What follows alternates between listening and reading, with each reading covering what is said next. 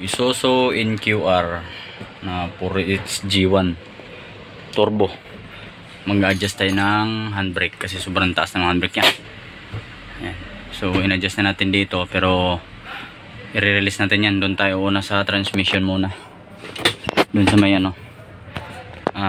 brake drum ng handbrake. So kung saan nakalagay yon, nandito sa ilalim. Pasok na tayo. Right ko.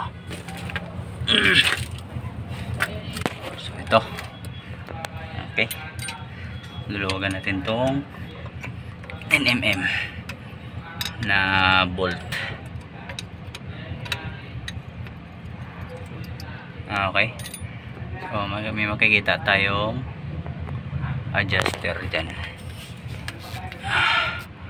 Yun lang, mali yung pagkalagay nila. Okay, bagay pwede naman ikutin to. So ikutin natin para ma-adjust natin yung handbrake. Okay, so ayan, may thread siya dito. Kung makikita mo, ayan, lumayo siya.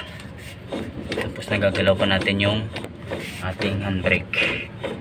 Okay, so na-adjust na natin siya ng 3 thread. Ayan o. Ayan. So adjust pa natin siya pababa. Pababa ang gagawin nyo.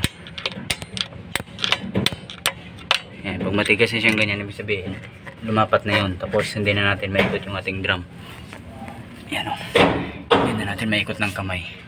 So ang gagawin natin is ibabalik natin siya pataas. Ayan. Ayan. So naikot na natin. Ayan, diba? So ganoon lang, mag-adjust. Okay, tapos kung ito hindi nakatapat dito, no, yung butas hindi nakatapat, i-jack nyo lang. Yan, tulad yun, naglagay ako ng jack dun sa likod para maikot yung gulong. Tapos na natin i-adjust dito sa baba. So pagkatapos dyan sa baba, babalik na natin yung ating takip, syempre. Ayan, babalik na natin. Tapos doon naman tayo mag-adjust sa itaas. Okay, gupitan lang natin. Yan. Okay, so take note ha, pag nag-adjust kayo, kailangan pag dito sa baba is magagalaw nyo yung propeller. Yan, tulad nyan. Hindi pwedeng masikip, kasi pag masikip yun, ibig sabihin kapit na yun. Okay, so dito naman tayo sa taas, no? Ito yung itaas yan. Tinanggal ko na yung cover. Yan. Tapos ang gagawin natin is i-adjust natin dito sa Isuzu. Yan, makikita nyo, luluwagan lang natin tong 10mm na nut. Yan, luwag. Sabay natin higpitan din dito. Yan, clockwise din. Tapos saka natin testing yung handbrake. Yan, ang baba na. So ako pag nag-adjust ako, mga 7 ipin hanggang ginagawa ko. So para hindi siya masyadong mababa, hindi naman masyadong mataas. So bilangin lang natin 1, 2, 3, 4, 5, 6, 7. So kailangan sa 7 na ipin matigas na siya, para sa ganun ay nakalapat na yung ating lining dun sa baba. Okay, adjust na. 1, 2, 3, 4, 5, 6, 7. Pwede pa siya hanggang 8, 9 kaso matigas na. 8, 9. Yan, mataas na yun.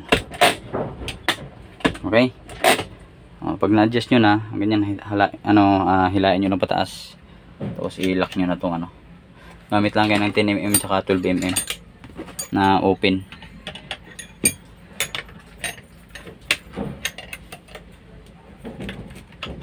Dali lang naman to.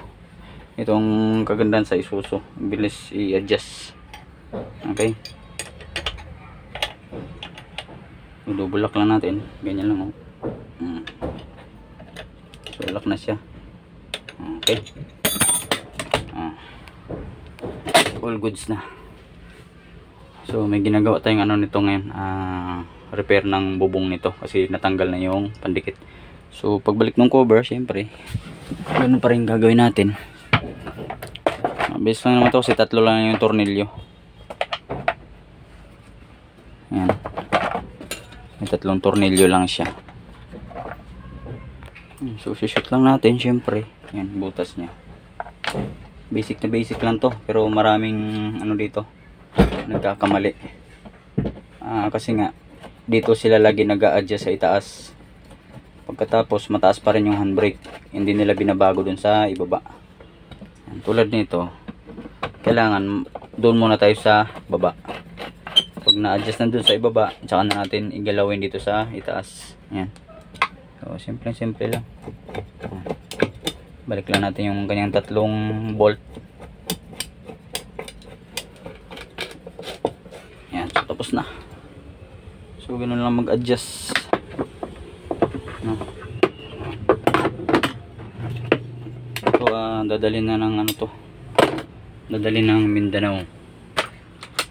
Mileage nito is tingnan natin for each G1 to na ano na manual.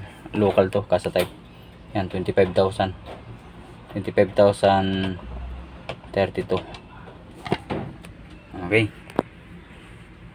So balik na natin yung jack nya. So goods na. Okay. All goods na. So ibaba na natin yung ating jack. So nag-jack tayo para nakahang yung gulong yan, para maikot natin. Yun lang, bumaba pa talaga.